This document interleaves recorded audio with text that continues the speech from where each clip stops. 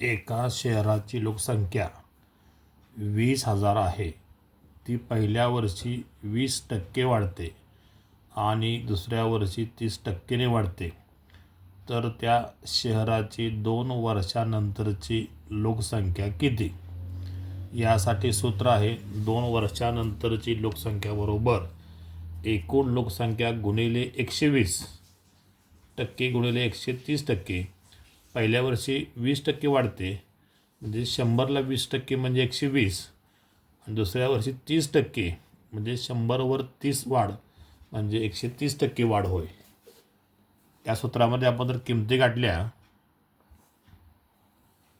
म्हणजेच हे आपण 0 0 नंतर हा 0 0 हे 2 शून्य आणि हे 2 शून्य नाहीसे केले तर इथं राहता शिल्लक 200 गुणिले 12 गुणिले 13.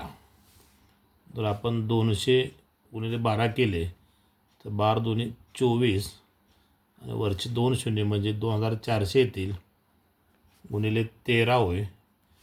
13 जर आपण 24ला गुणलं तर पहिले 2 शून्य 13 चोक 52 असे 2 हातच्या आला 5 13 दोन्ही 26 26 आणि 5 31 म्हणजेच त्या शहराची 2 वर्षानंतरची लोकसंख्या 31,200 होईल.